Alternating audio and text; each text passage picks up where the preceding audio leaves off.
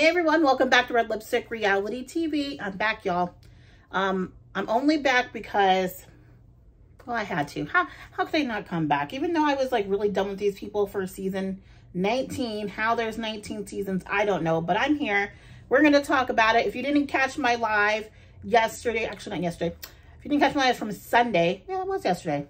If you didn't catch my live, jump online, you guys. It's up there. I did publish it. We chatted about a few things, but yes, I feel rejuvenated, refreshed. I have to give a special shout out to Garrison because I definitely needed a long break from Sister Wives after that. And just know that you are all up and through everything we're doing here. We're always thinking about you. And we watched you grow up on TV. And I just cannot say thank you enough for opening up your life and your world to everybody, whether you had a choice to or not.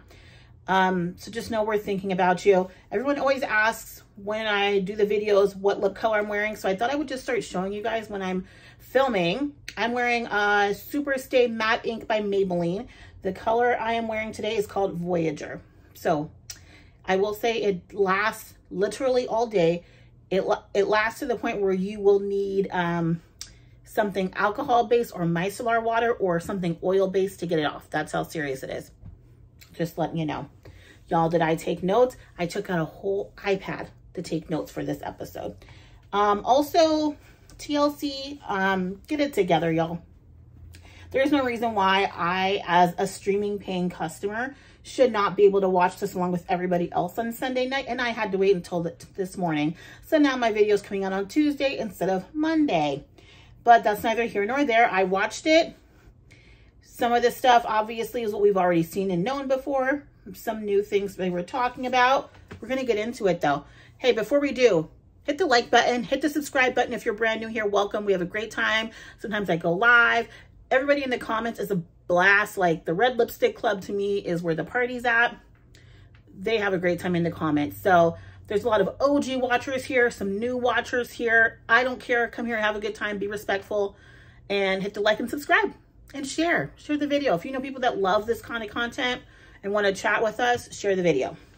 Okay, y'all, let's get into it. So this is episode 1. They do say at the beginning of the video that this was filmed in late 2022, which means this was before Garrison passed away. And they did a little nice note on there, just a message about Garrison.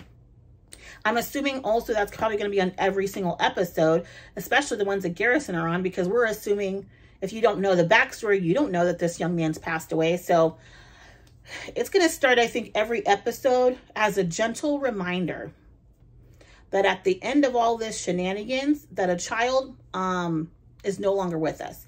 Not a child, he's a young man. That a young man is no longer with us. And some of the shenanigans that we've been witnessing could have a little bit to do with that.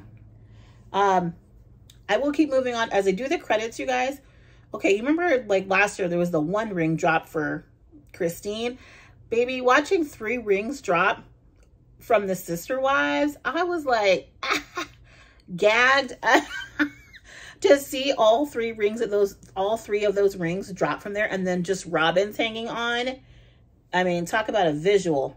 So we got to the first segment, everybody. So it starts with Cody and Robin going to Coyote Pass to look at property they're never going to move on. I find this interesting that Cody says he's not divorced when he speaks about Janelle, but he doesn't want to be, no, he says he's not divorced when he speaks about Mary, but he doesn't want to be in a marriage. I said, so basically you want the benefits of the spiritual marriage, but you don't want any other responsibility of the actual marriage to make it actually count. Like you want the benefits, but you don't want to put in any other work to actually have earned those benefits of marriage. Interesting. We also talked a little bit too about Coyote Pass, and I always look at Coyote Pass as just another bad business choice and decision and contract that Cody bullied his family into doing with manipulation of feelings and emotions, especially when it comes to Mary, because I think he basically told her, hey, if we get a fresh new start somewhere else, maybe I can forgive you. So of course she's going to jump on that, even if it was a terrible business decision, because number one, he needed her money to do it. And I think he thought that she would be able to also assist in convincing like Robin and some other people that this would be a good move. So he was just manipulative from the beginning. He used that bad business decision and tacked on, this will give us a fresh start. I bet he did that to all of his wives, just to convince them to get onto this bad decision business contract that they set up. That's one thing Robin got right, is saying this was a bad contract to begin with. It should have been red flags from y'all from the beginning. But they basically owe a really big chunk of money, right, at this point. Well, they have one less paycheck in the family because Christine's no longer there. The only paychecks they have right now are Mary and Janelle. Robin don't work. Cody suspiciously works. So who's going to make this payment? We don't know. I thought that was kind of interesting. He also mentions in this, which was like really Cody, he mentions that the family bought Christine her home. But when he talks about the house he has with Robin, he never says that the family bought that home from them, when we all know they did. In fact, Mary, I'm pretty sure Mary poured in almost all, if not all, of her equity money from her house sale in Vegas into them purchasing that home for Cody and Robin. And you guys have seen online now that that house is now on sale. Is he going to cut a check to Janelle and Mary for the money they invested in that home? Because that home has now accrued equity. So we'll be following that because it looks like a fraud case. We're moving forward, and Mary says that she's eventually going to go and cut ties or get it. I don't know what they call these spiritual marriages. She's like, yeah, I'm not in a marriage with him anymore, or I'm divorced, but I have to go through the process of getting my spiritual marriage cut and tied, which tells me Mary's probably still maybe involved in the church a lot more than the others, or cares about that. I think she's just a person of rituals, and those things, traditions and rituals, seem to mean a lot to her. And we'll get into that later on in the episode, but it seems like she really holds on to those things really tightly, and it can be some of the control issues she has. So for her, she's like, this ain't over until we go through the proper channels to do so. Good God, I hope she gets over this. I really do. Robin's still talking about her dreams and goals of sister wives, trying to say, oh, maybe Janelle will come back. Who knows?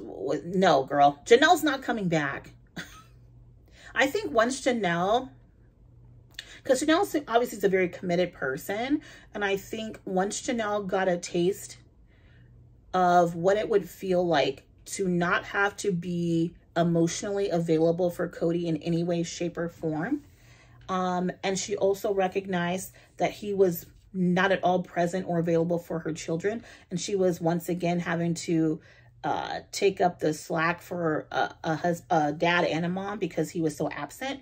At that point, she's like, what do I need you for? You're not here to help me raise these kids. You're not here for me to have any kind of intellectual conversation with.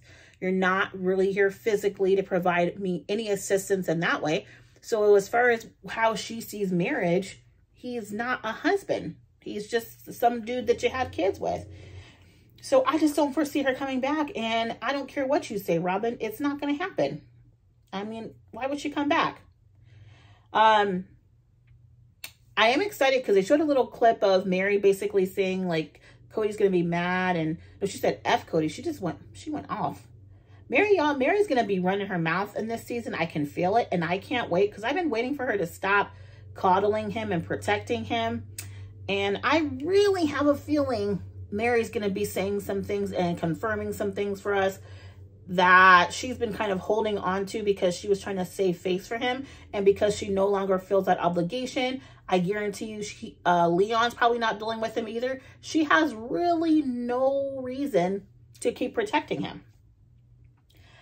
I was watching this episode and this is, eventually as the segment progresses, we're getting to Utah where they're doing the sprinkle for McKelty because she's having twins. That shows you how behind this show is. Anywho, she's having the sprinkle for the twins, and I'm thinking to myself, having all of these people who don't like each other in one room gives me a level of hives to the nth degree. It's like, this is like your worst nightmare. And mainly because Cody's such a narcissist and he's just so over the top just to be over the top, because when he's uncomfortable, he just gets louder, I feel.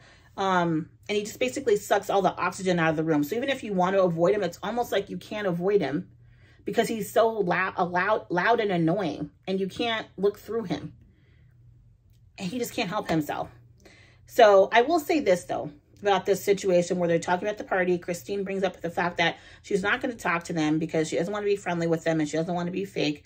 But I'll say this, as a woman that still had children with him, that especially one that was underage, which means you're still in a co-parenting space. If you think Truly's not witnessing you not speaking to her father, not speaking to her stepmother, and if you think at no point that's going to rub off on her, on how she feels about them and the situation, you are sadly mistaken. And I feel like it's very childish for a parent in that setting. If you're going to make accommodations for Mykelti because Mykelti wants Robin and Cody there, you should be also making the same accommodations for your child that's stuck in this co-parenting situation that they did not ask for, and be able to speak and be cordial and like actually verbally cordial in person. I'm a child of divorce. My parents did not speak to each other for a decade after they got divorced. Till this day, it's my biggest nightmare to have like a wedding or something and they both have to be there. What that would look, how uncomfortable that would be. And so I don't think parents, you cannot let your rage and your concerns and your issues and your not wanting to be friendly be the priority in these situations. Your kids didn't tell you to get married, you did. Your kids didn't tell you to get divorced, you got divorced. Be accountable. That's just something for Christine I'm just not okay with. I think it was very childish for her to say that. Sorry, I'm not sorry. Moving on. And y'all know I don't like Cody or Robin, but it's childish. Especially if you feel like you don't care, right? Okay. I will say this though. Robin's in constant victimhood because she's like, I don't want to say anything to Christine because she said she didn't want a relationship with me. No. It's because you're childish too. Because you can speak too. Everybody's child. All you three are beyond childish. All three of you. This is also where they bring up publicly, which I'm kind of shocked they were even airing this out, because they typically like to pretend that they are on Leave It to Beaver and have no family relationship issues. But Cody and Robin actually speak to the fact that they're struggling in a real way, speak about it. I'm kind of giggling a little bit because I feel like no one wants to really stick it out with Robin, not even Cody. But I will say this, the difference in these conversations, right? So I think we've heard all the wives have a moment where they're like, I'm struggling with Cody. Out of all 4 of these marriages, Robin's the only one that I recognize that he consistently speaks about with love. And the OG3, I found he constantly spoke of with disdain. And it's really hard to make something work with someone when their messaging to you is inconsistent, especially in moments of like strife and turmoil. That's a problem. If I'm a wife and I don't know if you're going to speak about me with love or disdain, that would be really difficult for me to trust you. And he always speaks of Robin with love. So I see why it's easier for Robin to find the good in him, or for Robin to want to be on his side, because he speaks about you with love, Robin. And that's why. And he doesn't do it for his other wives. His ego really is what's at the top of all these concerns. He's mad about the divorces, but he doesn't really care about the relationships. He just has an ego surrounding divorce, because that means for him, he's failed. But he doesn't really care about the loss of the relationships. He just cares about FOMO, fear of missing out, and he cares about his ego and how divorce makes his ego feel. It's really all like, woe is me. It's not really about anybody else. And not once did he take like personal like responsibility for any of the breakdowns of his relationships with his kids. He's taken not an ounce of accountability for that. With the wives, he takes a skosh, like a pinch. With the kids, he does not take 1 ounce of accountability. And I find, especially as you grow up and become an adult yourself, and you're dealing with a parent that won't take any accountability, and you start to learn what accountability really is as an adult, you know, you start to lose respect for them, because at this point, it's like, we're both adults here, which means we both can take a certain level of accountability. He's taking none. And he's basically saying, I'll wait for them to come to me, which, okay, good luck to that. Especially because you're not even acknowledging the damage your treatment of their mothers could have had on them. And also how you basically removed yourself from their lives pretty early on once you got with Robin, because you connected the love and the feelings that you had for their mothers to how you felt about them. Which is why we now see ultimately that caught up to Mykelti, because now, as you see, they're not dealing with each other either. All right, y'all, moving on towards the end of the segment. Mary's now visiting Vegas. She's visiting her friend Brandy. I don't think we've ever seen Brandy on TV. Very cute. Love her little husband that was there. Looks like she's having a fantastic life. I love when they were in Vegas. I thought Vegas was beautiful, fantastic. The setup they had with the cul-de-sac, I could not see them having a better setup than that. So once that failed, I knew this was all over. They couldn't make that work. That just told me everything that we needed to know. It just really highlighted for me that Cody had no desire to be married to all these women once that cul-de-sac did not work. She tells her friend Brandy, Mary does, tells her friend Brandy they're officially done. Her friend's like, she's glad. I'm like, that's what all of us are saying to the camera right now, or to the TV right now. Like, yeah, girl, thank God. Like, we've been watching you be humiliated now for like the past decade. We're tired of seeing you miserable, and we're tired of seeing you be humiliated like this and just disrespected. I'm just like, girl, thank God, be done. So now Mary's continuing to talk. But before Mary continues with her friend Brandy, we see Maddie. And this is when Maddie, Janelle and Christine are going to Maddie's house in North Carolina to help Isabel move back to Utah.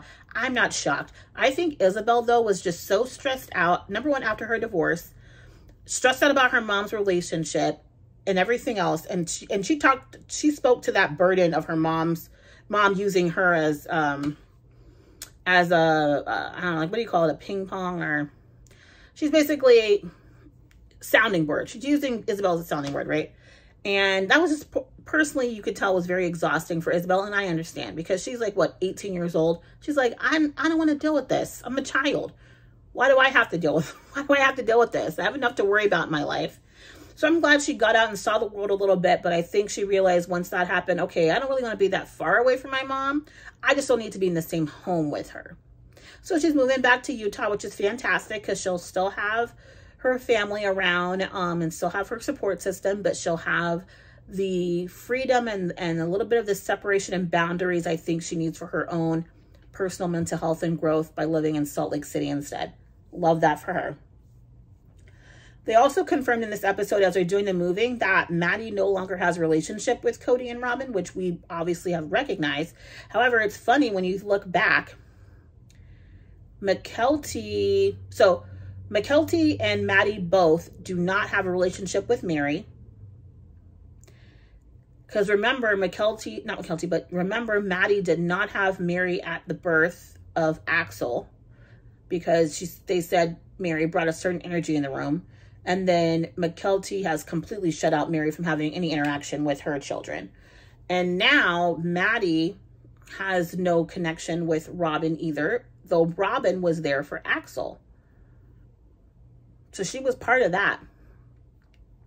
So it's interesting to think about that and that breakdown when Maddie and her husband were like the favorites, and Mykelti kind of replaced them. I'm curious about that.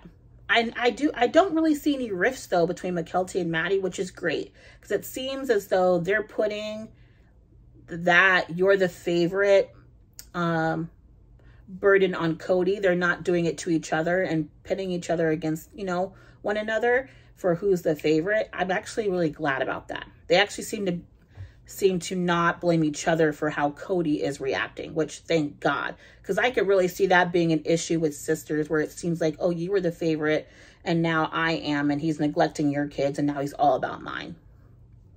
That's really messy. But I think Maddie just saw how he was treating her brothers, how he was treating her mom, and she was done. They also mentioned, too, a little bit about Maddie and Janelle maybe looking at property in Montana to buy. I think we've all now seen, at this point, Janelle has bought some property, I believe, in North Carolina to have like a farm and do all that. So I feel like she's kind of made the move, especially after Garrison passed away, just to be as close to her grandbabies as possible in a really healthy, safe environment. And it sounds like North Carolina is that for her. And also, it is really great for gardening out there. Oh, when they asked Cody about his relationship with Maddie, he says he doesn't talk about Maddie. And basically, he doesn't want to talk about her because that'll give Maddie the opportunity, or even Janelle or somebody else, the opportunity to speak to what he's saying. And ultimately, it's going to make him look like the villain we know he is. And he is trying to avoid looking like the villain. So he's also going to avoid questions like, what's going on with you and Maddie? Interesting. Oh, I love in this segment as well. So Mary's talking about the relationship with Cody. And she talks about how Cody just continues to deny that he was ever in love with her. Y'all, I watched the videos and the clips. It did not look like that man was mad or threatened or pushed to marry Mary. Do people sometimes grow apart when they get a little bit older? Sure, because they were pretty young when they got married. So I could see him maybe 15 years down the line saying, you know what, this probably isn't the best. But to say you never loved that woman, I just don't believe it. I do not believe it for one bit. And this is, oh girl, Mary, she's so petty. She goes, did you not love me because Robin was only 10 at the time? Ah! Were y'all gagged when she said that? I'm like, are you trying to call him a pedo? Like, sideways? I mean, I've dated older men, and I've dated ones that have been like 15 plus years older than me. And some of them were like graduating high school when I was born. I mean, as an adult, but I'm not dating these men until I'm an adult, you know? But the way she put it, I'm like, okay, Mary, like, did you have to do him like that? I don't know, y'all. That was messy, though. That was so messy. I feel like she's trying to just basically speak to the point that she feels he just tried to trade them all in for a younger model. Which I don't deny. I think that's exactly what he did. Mary also speaks to him trying to push her out and everyone having to like console Robin through this as if she was the one being broken up with, when in fact it was these women losing their marriages, and how energy was going towards consoling Robin rather than making sure that these women were okay and they were able to go through their proper grieving process of losing marriages of 20, 30 plus years. It's not about you, Robin. You're secondary. Moving on, y'all, segment 5. Okay, so Mary's still chatting with Brandy. And basically, Brandy's just really telling Mary what we've all been saying about the relationship. How Cody seems like he's going through a midlife crisis. How at one point he at least spoke to you nicer. But I think that was just on the surface. He was really putting on an act, I think, there on camera. Because when we've been hearing some of these back-end stories about, like, melting down the ring that she gave her, like, it just sounds like this man was suspicious even before the cameras turned on. And I think the cameras maybe saved her marriage a little bit longer because he needed her for the storyline. But I think he would have been done with Mary a long time ago had the television opportunity not come up. They're also talking to y'all about the land.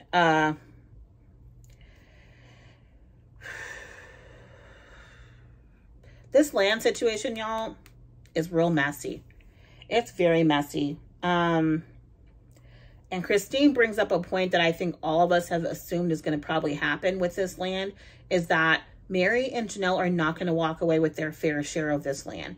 Even after putting in so much money, Cody's going to find a way to gyp these women out of their rightful inheritance of this family pot, because really they've poured a lot of that money into this piece of land, and it's only right that Janelle and Mary walk away with an equal portion of that land because of the financial burden that they have taken on being part of this family, the amount of their money, their savings, everything that they've poured into this.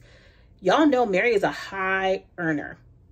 When she started doing those MLMs, baby, she was hitting the ground running.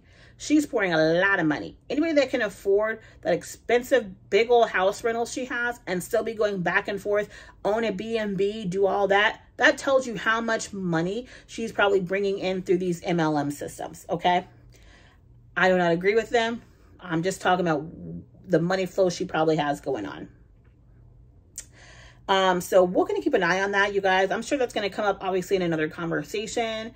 The legality of that. I don't really need any spoilers in the notes, y'all. Like, let's just go through the show and just see it all together in the time that it's happening now. I just don't want to hear like secondhand stories. I just want to watch it happen in front of me. I think that's going to be a lot more fun.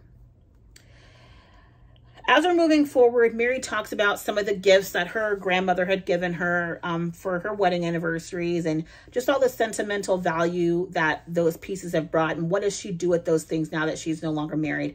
And what I've recognized about Mary, you know, again, is that she is really tied to tradition. And this is what I was talking about earlier in this review, is that this is another symbol of how I think the grieving process, though she may not show it to the world, but it's going to be really difficult for Mary because she is somebody that holds on to tradition, and almost everything has some piece of value connected to it.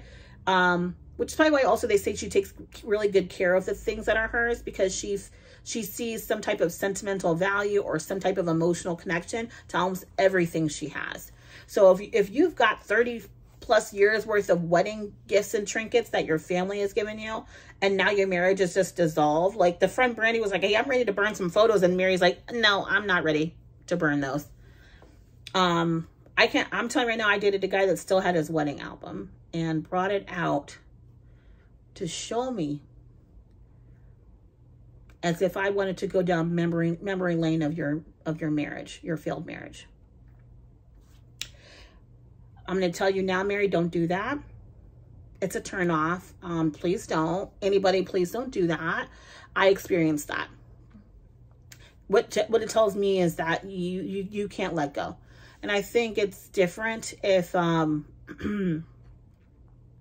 you are with someone, like maybe you'll save 1 or 2 photos and lock them up in a safety deposit box in case for some odd reason you might need that. But the only other reason I would say to keep it, not to keep it, but to give it to your child. Like my parents, I have theirs because my parents were divorced.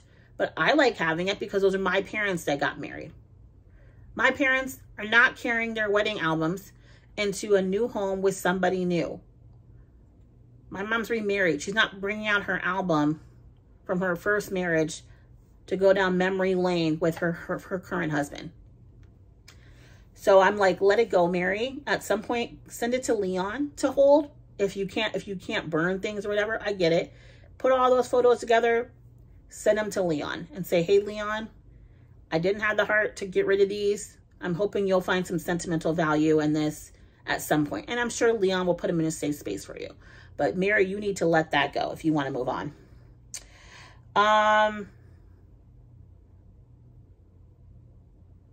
They all do. The episode ends with both the friend and Mary saying that they think Cody's going to have this rude awakening and a wake-up call and realize, like, oh my God, what did I do?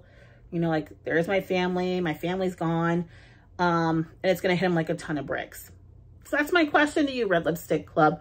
Do you think, maybe it's already happened, or in the future, do you feel that Cody's going to wake up one day and have an epiphany and it'll hit him like a ton of bricks and he'll say, oh my God, what did I do about my family? I don't know. You tell me. Tell me what you think in the comments below. Let's have a conversation about it.